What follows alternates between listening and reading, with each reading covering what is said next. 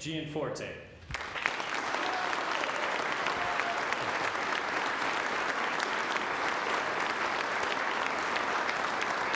Thank you. Please be seated. Mr. Speaker, Mr. President, members of the 69th Legislature, Lieutenant Governor, statewide officials, leaders of our tribal nations, members of the judiciary, members of our cabinet, the First Lady of Montana, my dear wife, Susan, and finally, my fellow Montanans. Just last week, we gathered on the front steps of the Capitol to commit to 4 more years of strong, conservative leadership here in Helena. As I did last week, I stand before you today with a message of hope and prosperity, and an unwavering commitment to serve Montanans. As we gather in this chamber, we're reminded that America lives in Montana, in our vast landscapes, our thriving communities, and most importantly, in the hearts of our people. Over the last 4 years, we've made great strides together, but our work is far from over. And I'm filled with optimism, not only for our state, but for our nation. In just 1 week, President Donald J. Trump will return to the White House after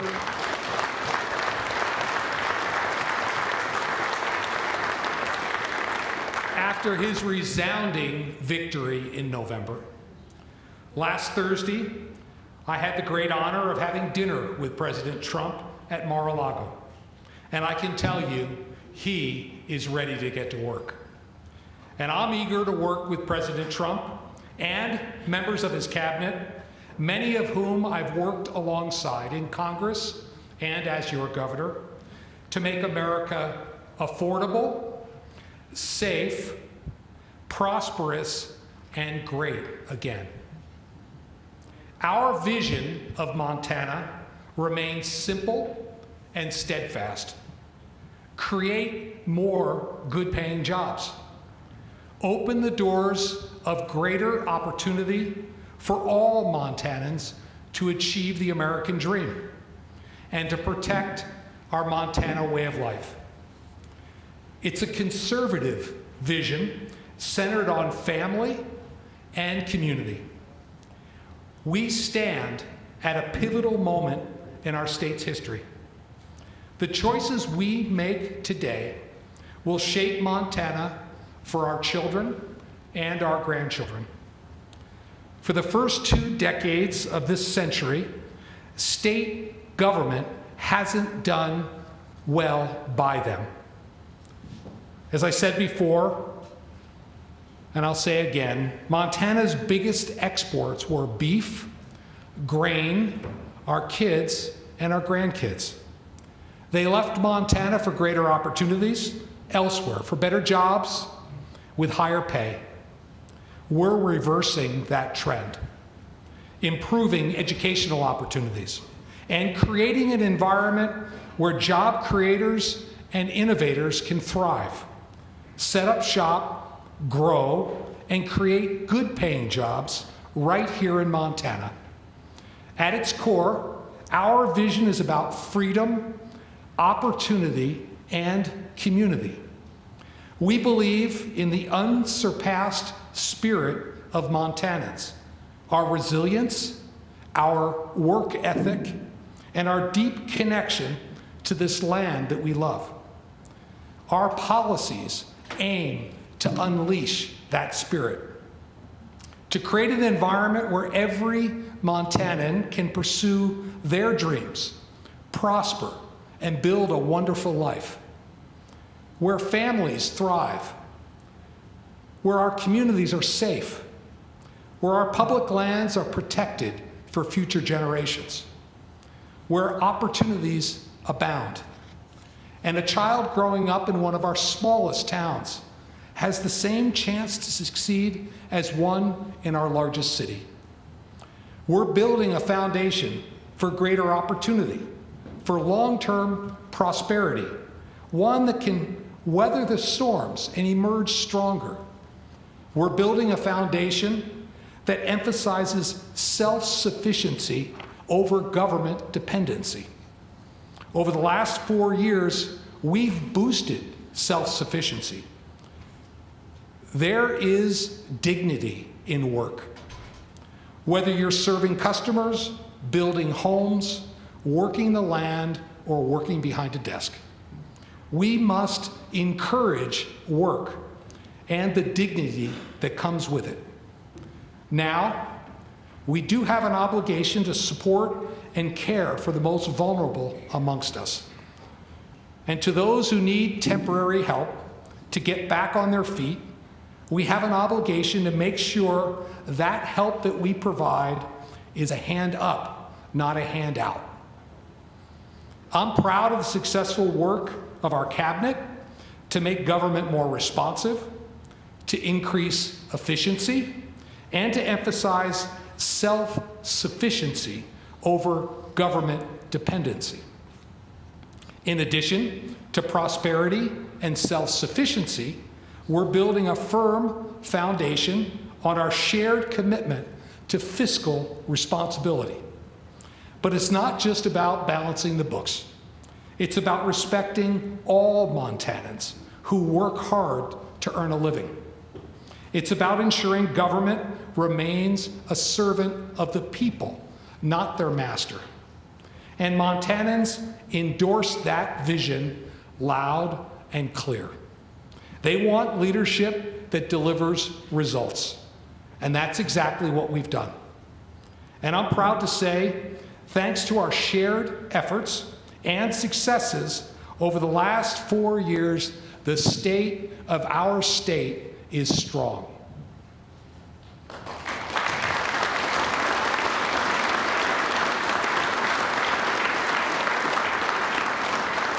Our economy is growing. Over the last 4 years, wages here have grown at the second fastest rate in the country. Montanans are finding new opportunities with record job growth. More Montanans are working than ever before. Montana entrepreneurs continue to start businesses with record business creation. This success did not just happen by accident. This success is the result of our commitment to creating an environment where hardworking Montanans prosper and businesses flourish. And we've done all this despite strong national headwinds from failed leadership in Washington. Failed leadership that's driven up the cost of living throughout our nation. To be sure, Americans have struggled with higher prices. I've heard about it from Montanans in every corner of the state. They've had to rework their budgets to make ends meet. But Washington, D.C. has not. Joe Biden and the members of Congress have not tightened their belts. The federal government does not live within its means.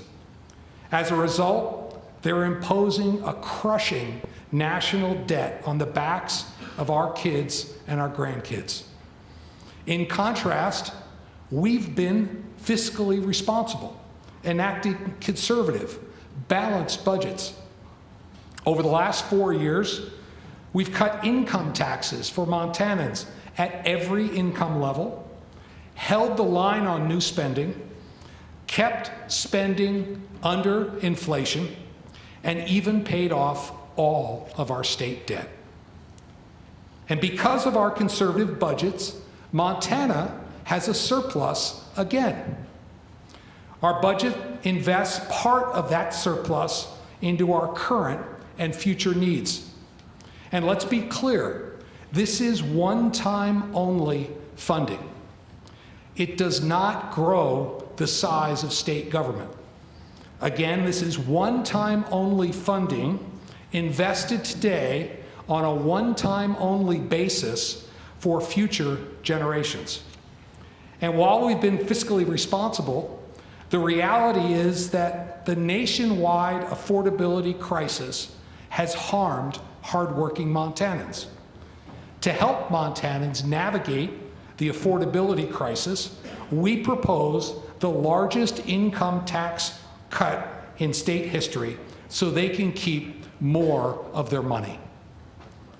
I've heard from many of you that this is a priority. Montanans should keep more of what they earn, and that we shouldn't tax work more than we need to. Since 2021, we've lowered the income tax rate most Montanans pay from 6.9% to 5.9%. We should go farther. We should reduce the income tax rate from 5.9% to 4.9%, providing tax relief to workers and small business owners alike. And that's why we should expand the earned income tax credit for hardworking lower and middle income Montanans as well. Let me share with you why this is so important to deliver meaningful, permanent tax relief. It makes a real difference for folks like Bill Miles from Kalispell, who's with us here tonight. Bill served in the U.S. Air Force during the Gulf War.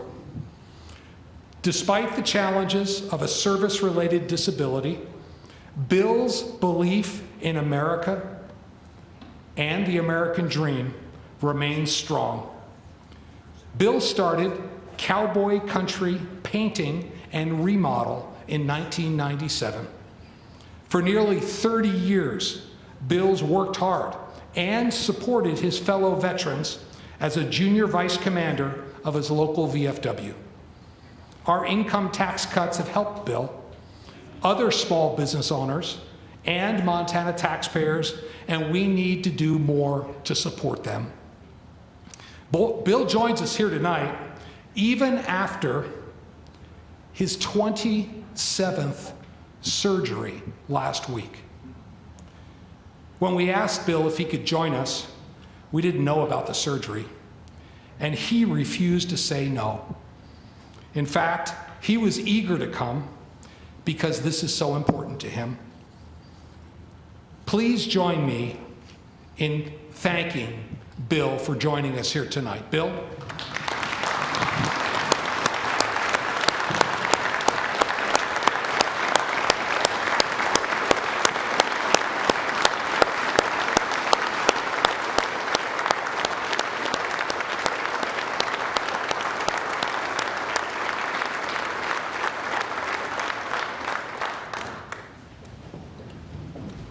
Thank you, Bill, for your service, and thank you for being here. Friends, our proposed tax cut provides more than $850 million in permanent relief, a new record tax cut that benefits Montanans at every income level. That's $850 million that will remain in the pockets of Montanans.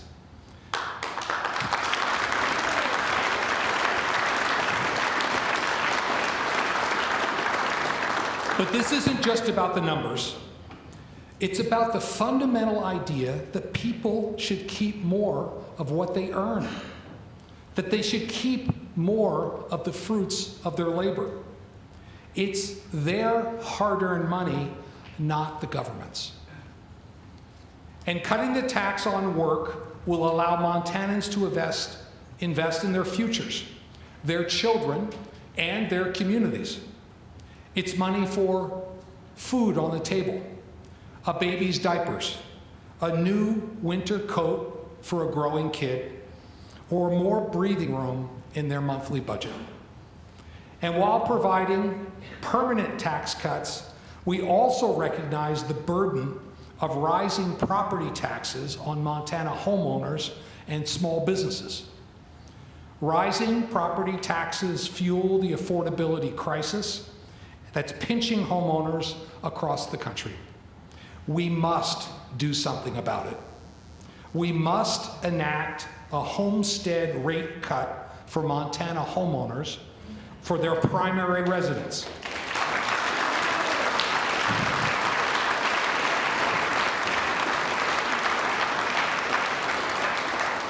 It's the place they call home. This reform is estimated to lower property taxes for Montana homeowners by 15% and for small businesses by 18%. It's projected to directly reduce property taxes for more than 215,000 homeowners and more than 32,000 small businesses, as well as provide indirect relief to 130,000 renters here in Montana.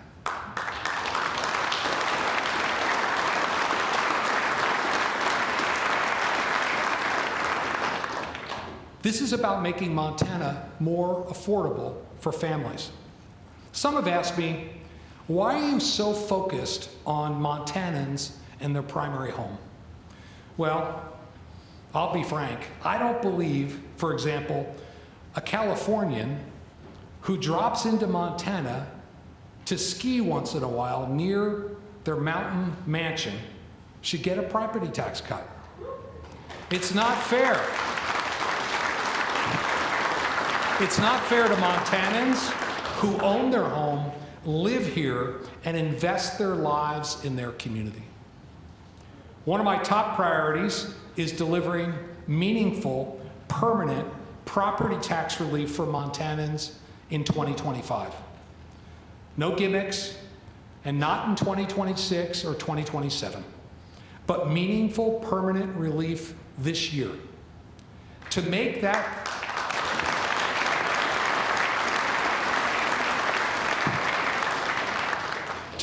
a reality, to deliver a permanent homestead rate cut for Montana homeowners this year, the bill needs to become law by the middle of February.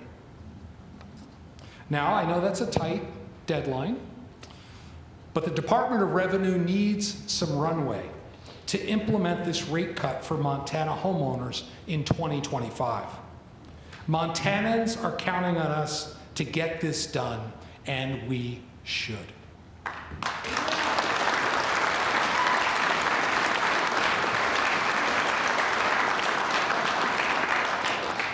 Now, I also know corporate lobbyists are prowling the halls here in the Capitol, trying to get carve-outs for their clients in property tax.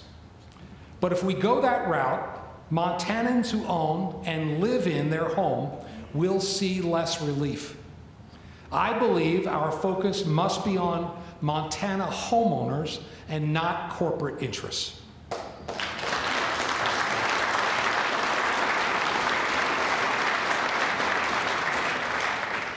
But here's a key question. Why does a homeowner with a $400,000 home in Missoula County pay higher taxes than a homeowner with a $400,000 home in Flathead County? Here's the answer. Because local governments set a homeowner's property taxes. And we must also encourage those same local governments to help keep property taxes as low as possible.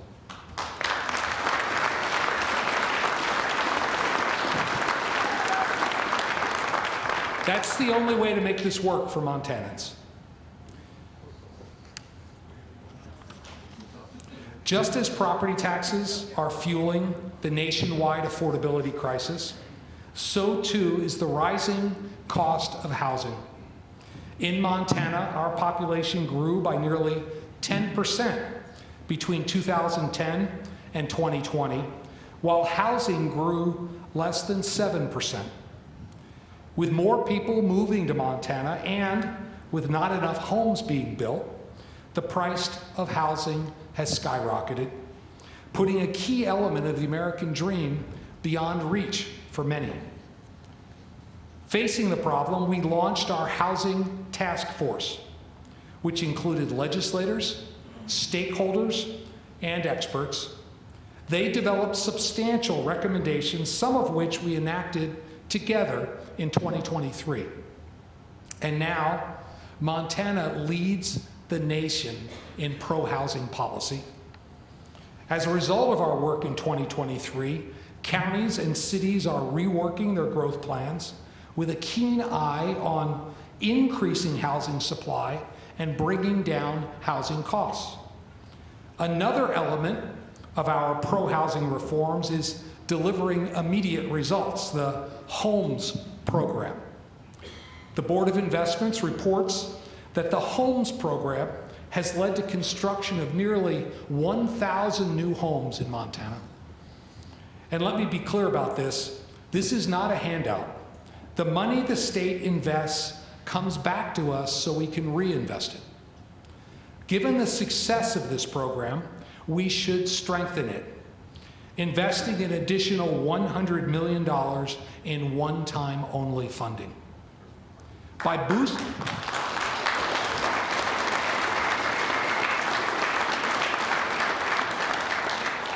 boosting the program, the increased proceeds of the fund can lead to the construction of more homes in Montana. If the fund and its proceeds were twice the size they are now, we'd have another 1,000 homes under construction right now. But there's more for us to do to make housing more attainable and to keep the American dream alive here in Montana. Even after our bipartisan pro-housing reforms in 2023, our housing task force delivered even more recommendations just 7 months ago. I look forward to working with each of you to secure more housing solutions for Montanans. While we're making progress on making housing more attainable, we must address our future energy needs as well. A home or small business cannot thrive if its power bill is too high. Unfortunately, the affordability crisis has forced Americans to pay higher utility bills. In fact, Americans have seen the cost of electricity rise nearly 30% since President Biden took office. While demand for power rises, the heavy hand of the federal government has thwarted energy development. We need affordable, reliable power, and we need the federal government's support, not obstruction. We need to unleash Montana and America's all of the above energy production.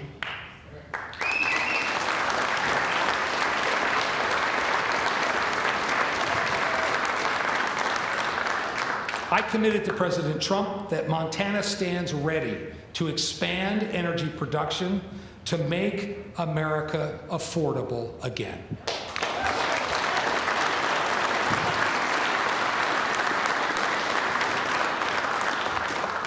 Montanans need and deserve solutions. Just last month, I brought together consumers, energy leaders, and legislators. We discussed how Montana can unleash American-made energy to meet the growing demand in Montana and across the region. There were many good ideas, but this pressing issue requires a thorough, thoughtful approach. That's why tonight, I'm announcing that we will launch an Unleashing Energy Task Force in the coming weeks. This task force will complement the work of our energy leaders here in the legislature and build on the legislature's energy accomplishments, because we need long-term solutions to ensure we have affordable, reliable energy now and well into the future.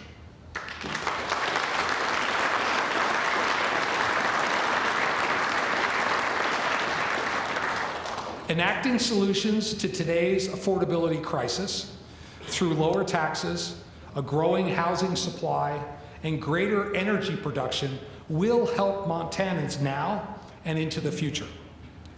And we must keep an eye on the future. Our state has worked to build an education system with our children and grandchildren at the front of our minds. As we know, the cornerstone of our state's future lies in the well-being and success of our children.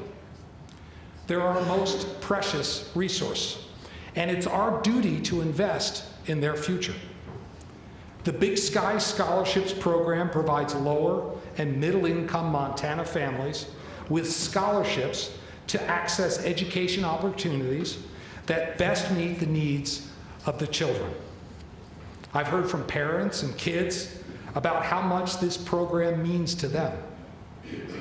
That's why our budget increases funding for this popular program to $6 million, giving more Montanans the chance to pursue an education that works for them, regardless of their financial circumstances.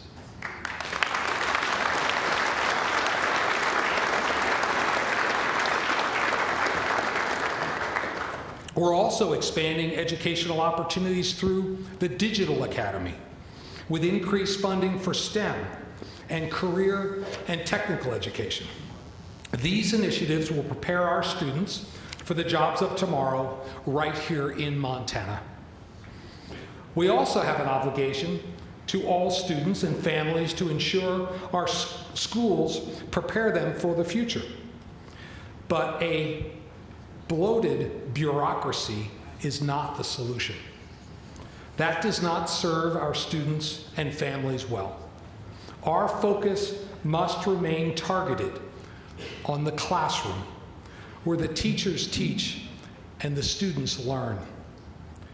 As a son and father of teachers, I'm well aware that teaching is one of the most noble professions. For too long, though, Montana teachers, especially those just beginning their careers, have not been compensated properly for their work. Over the last 4 years, we've worked together to boost starting teacher pay by establishing the TEACH Act. Building on the success of the TEACH Act, our budget invests a historic $100 million to raise teacher pay.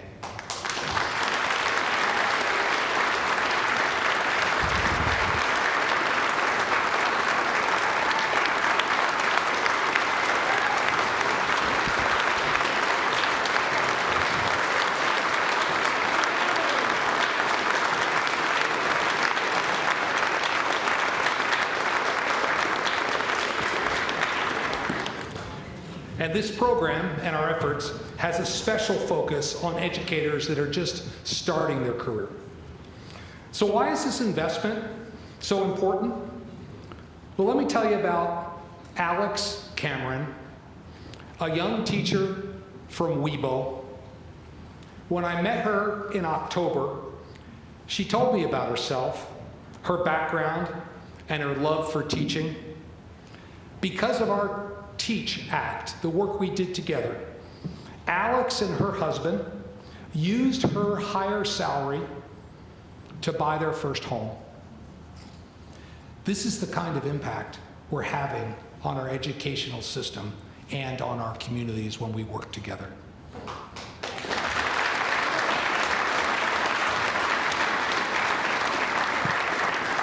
While Alex and her family could not be here with us tonight, they, as well as their friends and colleagues from Webo Public Schools, are watching from home. Let's make sure they can hear us in Webo.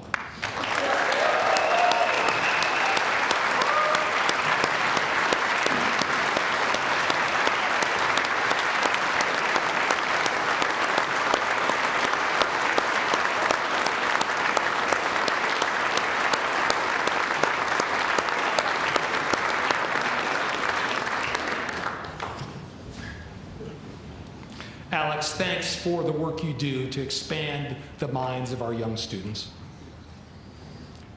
Recruiting and retaining the best teachers in our classrooms will prepare young Montanans for the future. But academic success requires students to be focused when they're in the classroom. Too often, though, the swarm of notifications and content from social media distracts them. Students in our classrooms should be focused on their teachers and not TikTok.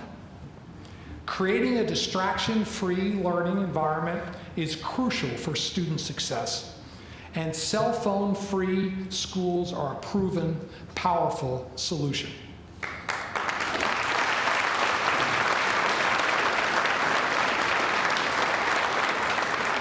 By eliminating this distraction during the school day, educators have seen significant improvements in student engagement, focus, and academic performance.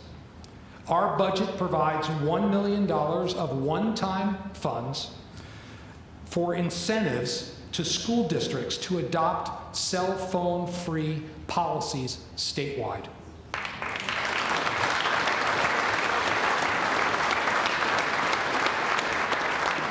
Schools with these policies have experienced higher test scores, fewer discipline issues, and better social interactions amongst students. But don't take my word for it. I've met with school administrators, teachers, and parents. I've heard how cell phone-free policies are working in our schools. That's why I called on school superintendents and school board trustees to consider implementing cell phone-free schools.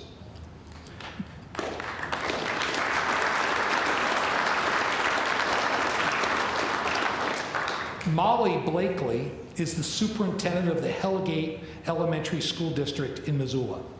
In November, I got a letter from Molly about the district's new cell phone-free school policy. She wrote, and I quote, "By limiting cell phone use during the school day, students are more focused on their learning and present in their interactions with peers and teachers.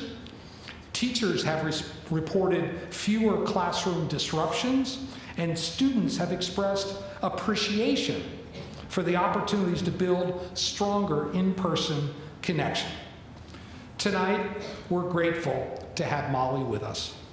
Molly, thank you for being here and for your strong leadership for your students and teachers. Molly?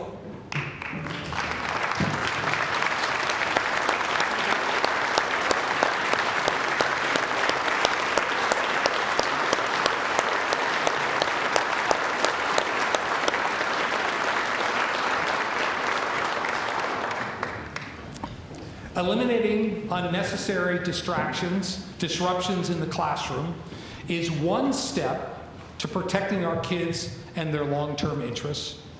I'm proud of the work we've done together to protect our kids, our grandkids, and their future.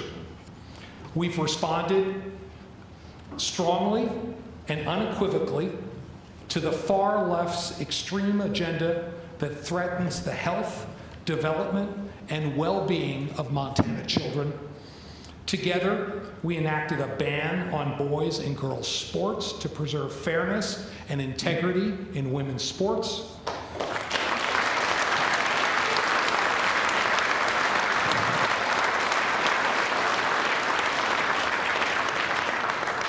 Together, we've enacted a ban on exposing kids to highly sexualized public performances in their schools and libraries.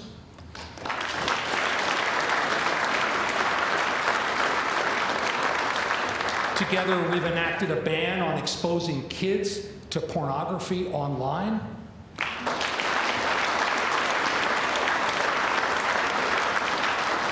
Together, we've enacted a ban on unproven invasive medical treatments used to permanently alter kids' healthy, developing bodies.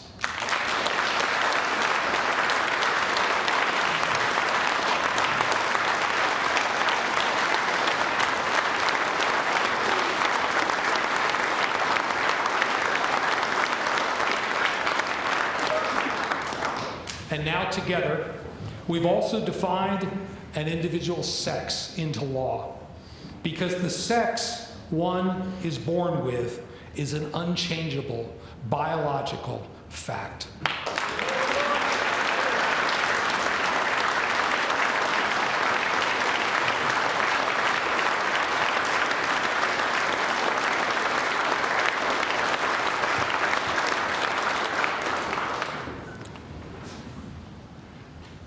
And some courts, including our own, haven't grasped that simple concept. These are all common sense laws designed to protect Montana children. But far left lawyers challenge them all. And our courts, well, they've sided with the far left, either tying up the laws or tossing them out. And it's no wonder. Let's revisit last year's races for Supreme Court. The ACLU out of New York City dumped more than $1 million into those races. So did the extreme left dark money groups who devise ingenious names to hide their intent. So did the trial lawyers. Their goal? To elect judges that will do their bidding. Let's face reality, folks. We already have a partisan Supreme Court in Montana. They're nonpartisan in name only.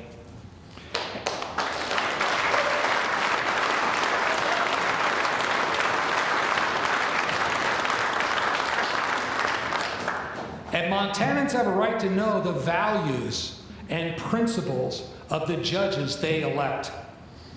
Let's bring light to the darkness. That's why I'm asking you to send to my desk a bill that empowers Montana voters to know a judicial candidate's political party.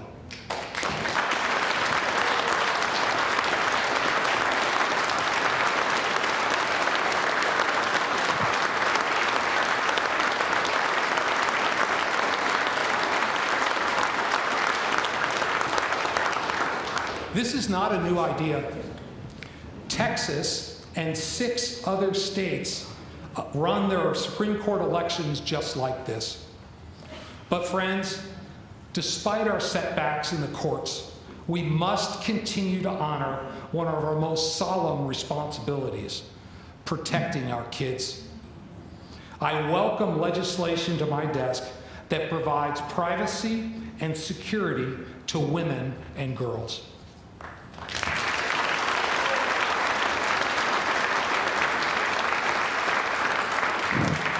Because a man shouldn't be in a woman's restroom, shouldn't be in a woman's shower room, and shouldn't be housed in a woman's prison.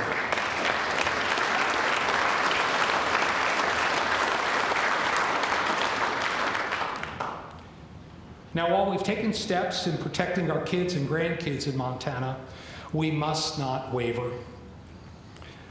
We must remain strong advocates for Montana children. And we must remain steadfast in our defense of our most vulnerable and impressionable minds.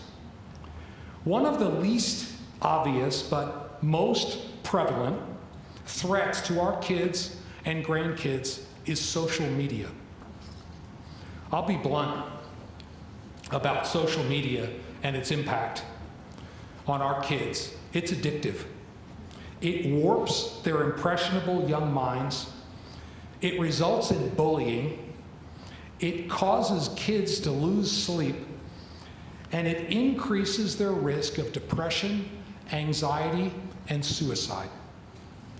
Social media companies are profiting off their harmful impact on our kids. And right now, the burden is on parents, and only on parents, to try and protect their kids online. To support parents and protect kids, we should take action together, as other states have done, like Arkansas, Texas, Utah, and Louisiana. We should ensure parents can consent for their kids to create social media accounts. We should allow parents to get access to their kids' social media accounts. We should ban social media companies from collecting and selling data and personal information about kids who are on their platforms.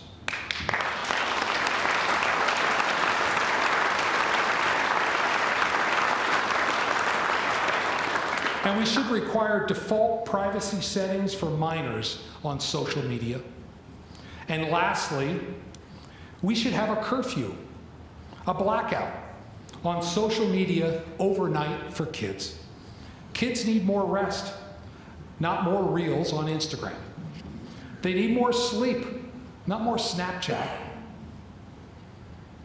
Finally, to support parents and protect kids, we should empower parents with a legal course of action against companies that violate these laws and harm our kids.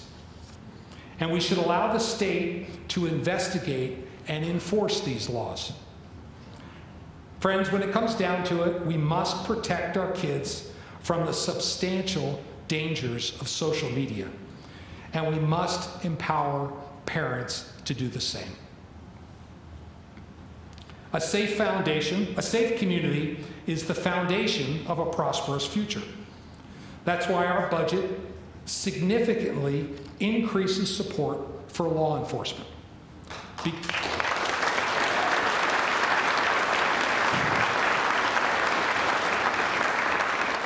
Because in Montana, we back the blue.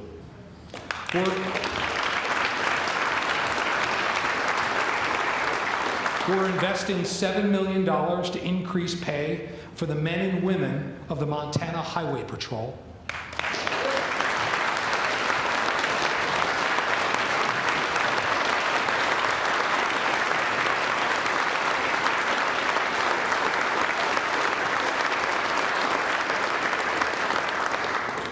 And we're ensuring that they have the tools to get the job done.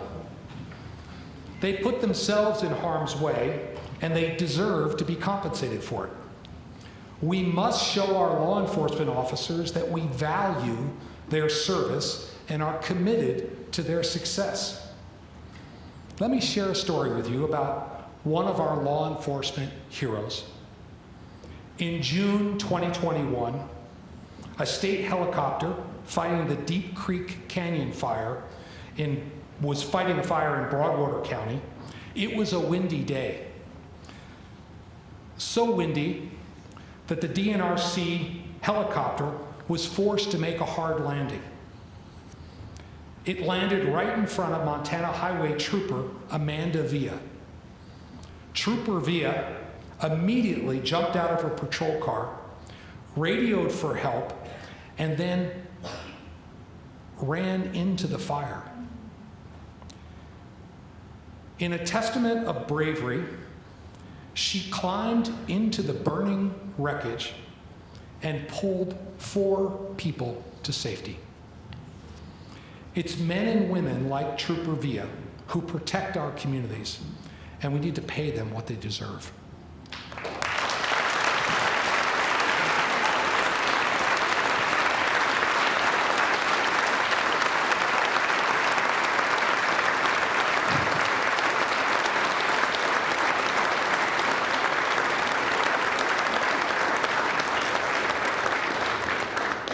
Tonight we're honored to have Trooper Amanda Villa with us. Trooper.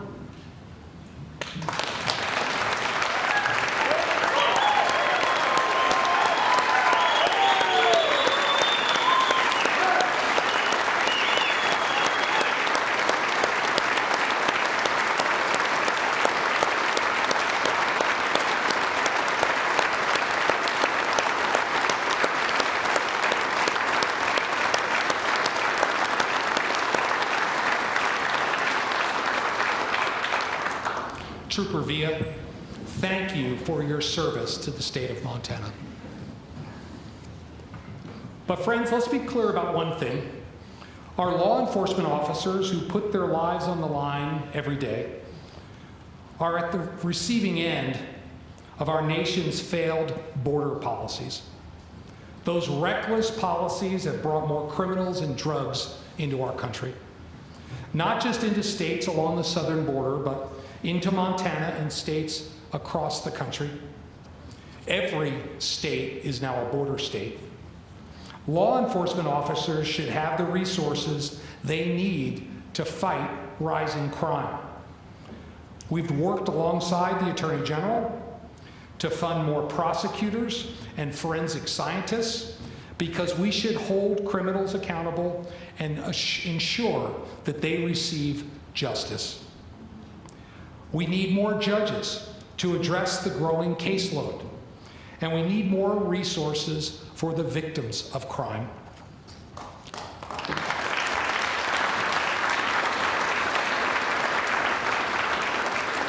But we can't find and prosecute criminals if we don't have a place to put them. In fact, too many criminals who ought to be at the state prison are filling up county jails. I'm told, and this is somewhat shocking, there are thousands of unserved warrants in Montana due to a lack of space to lock up criminals. We must be able to serve these warrants and lock them up. For the safety of our communities, we must fix this. Building on the work of legislators, stakeholders, and agencies, we should expand the capacity of our state prison by 500 beds by spending $150 million of one-time only funding. And keeping an eye to the future, we should invest an additional $250 million, again of one-time only funding, to develop and execute a long-term plan to improve public safety and keep criminals off the streets.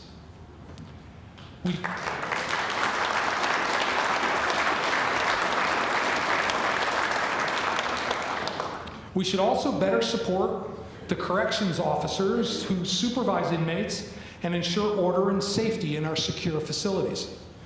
That's why we invest $6.5 million for our correctional officers, providing them a pay increase, more training, and better resources.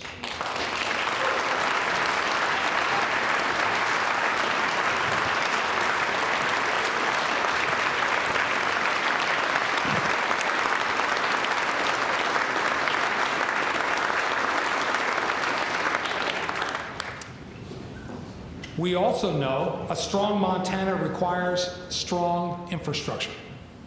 Our budget allocates an additional $10 million per year towards bridge repairs, with the goal of fixing 500 bridges over the next 5 years.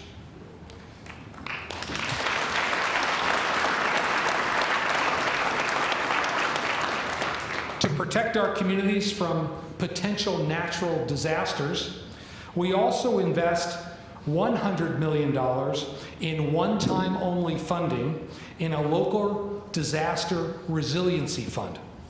This fund will support local and state projects that reduce or eliminate long-term risk to people and property from future disasters like aging levees and canals that might fail. We can leverage state dollars for up to a 9-to-1 federal match, maximizing the impact of this investment. We do all this while preventing ongoing general fund spending to address disaster resiliency. Let me give you an example of how this would work and make a difference. In a small town along the Yellowstone River, there's an aging levee, a source of concern for years. With the resources of our disaster resiliency fund, we can reinforce that levee, protecting homes and businesses from potential flooding. This isn't just about preventing disaster, though. It's about giving our communities and our people the peace of mind they deserve. While we propose these critical investments for our future, we remain committed to fiscal responsibility. Our budget is not unlike the budgets Montana families have. They spend within their means. So do we. They spend on what they need. So do we. If they have extra money, they invest it in long-term projects like fixing a leaky roof or replacing a failing heating system or buying a new refrigerator. So do we, with our schools, roads, bridges, and correctional system. Our budget is balanced, and it keeps spending growth under inflation and maintains a strong ending fund balance to protect against economic uncertainty. We avoid cuts to essential services. Working with legislators, many of you, in 2021 and 2023, we enacted conservative budgets that delivered results, providing permanent tax relief, making smart investments, keeping spending under inflation, and producing a surplus. This budget continues that tradition of fiscal conservatism while making strategic investments in our state's future. It's about using our resources wisely to create greater opportunities, strengthen our communities, and secure our future. My fellow Montanans, our budget is our path to security and prosperity. It's a reflection of our values, our priorities, and our unwavering commitment to the future of our great state.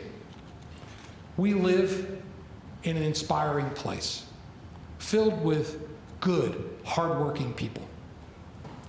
I'm filled with great optimism for our state, our people, and our future. Our budget prioritizes our people and our communities. It prioritizes our future, the next generation of Montanans, by spurring job creation, boosting education in our classrooms, and opening the door of greater opportunity for all Montanans. Montanans keep more of what they earn.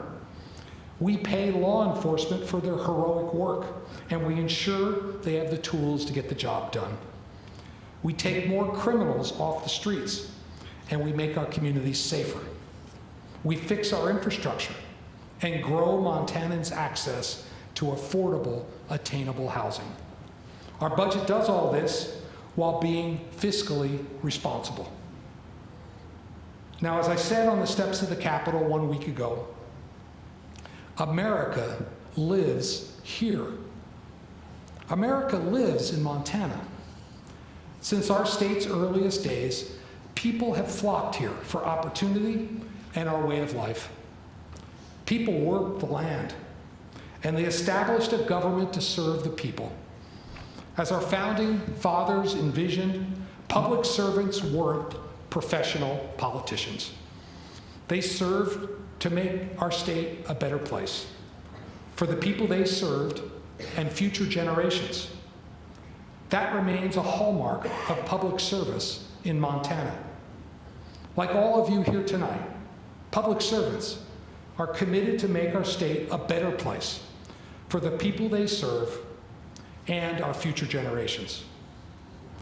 Not only during this legislative session, but for years to come, I ask you to hold close the noble purpose of public service and always consider why we're here, for the people we serve and for future generations.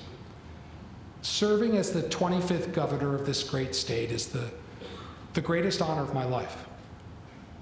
Like some of you here tonight, I entered public service after a career of starting businesses, creating jobs, and growing opportunities. I say all this because Washington, D.C. has largely lost the fundamental principles of public service that guided our nation's founders. Largely lost is the idea that public servants should serve the people, not themselves. Largely lost is the idea that public servants should be public servants and not professional politicians. While America lives here, while America lives in Montana, Washington, D.C. does not. There are, however, hardworking, principled policymakers, like the members of our federal delegation, who are focused on the people they serve. They understand and consider the long-term impacts of today's decisions.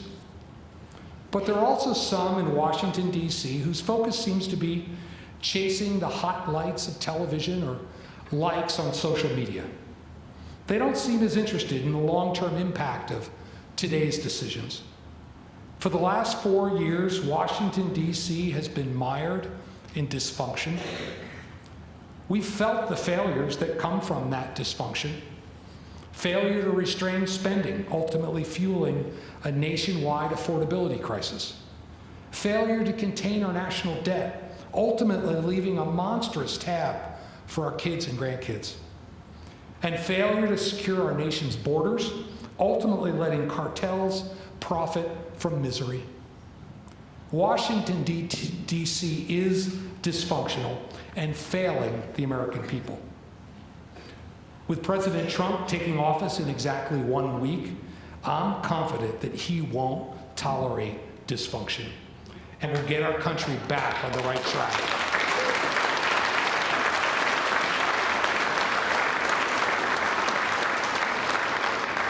But friends, while America lives here, Washington, D.C. and its dysfunction do not. We owe it to the people of Montana to keep it that way.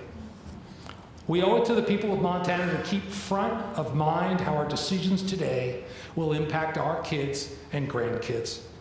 We owe it to the people of Montana to keep our focus on them, our communities, and future generations. We owe it to the people of Montana to keep the American dream alive and within reach for all Montanans.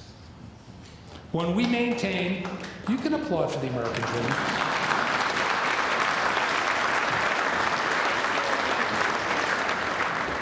When we maintain that kind of focus, Montanans find greater opportunities and they thrive.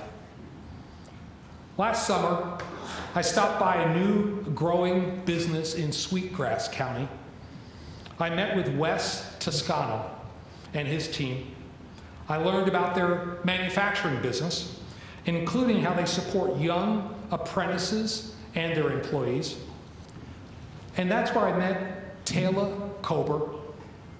Taylor was born, raised, and lives in Big Timber. Her father's worked at the mine for 26 years, and her mother works at the local school. Taylor had been working 2 jobs as a bartender and a bank teller. And when Wes provided her an opportunity at his growing company, she's now a 3D printing engineer. In 2023, Taylor was able to buy her first home at 22 years old.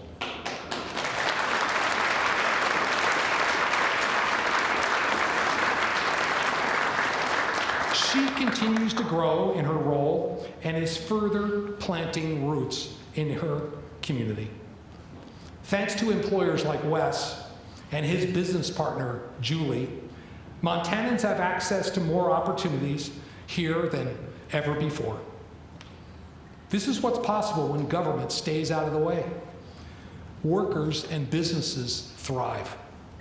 Tonight, Taylor, Julie, Wes, and their family is with us. Please join me in showing our appreciation.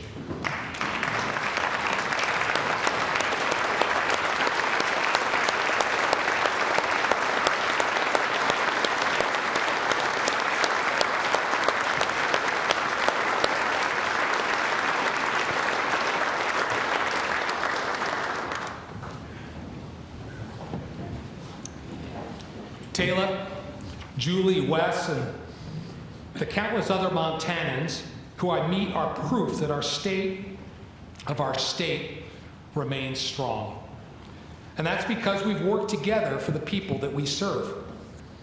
I look forward to continuing that work with you during the 2025 session and beyond, to continue our shared success, to continue delivering results for the people of Montana. Working together, we can ensure the state of our state remains strong, not just today, but well into the future. And as we move forward on this path to security and prosperity, let us remember that America truly lives in Montana. It lives in our commitment to our children. It lives in our support for our communities. It lives in our dedication to creating greater opportunities for all Montanans. With what we've been able to achieve together so far, Montana can and should be a model for our sometimes fractured nation. Together, we will continue to make Montana a shining example of what can be achieved when, guided by our faith and commitment to serving Montanans, we put our families, our communities, and our way of life first. We will show the nation that America, the ideal of America, and the American dream is alive and well, right here in the last best place.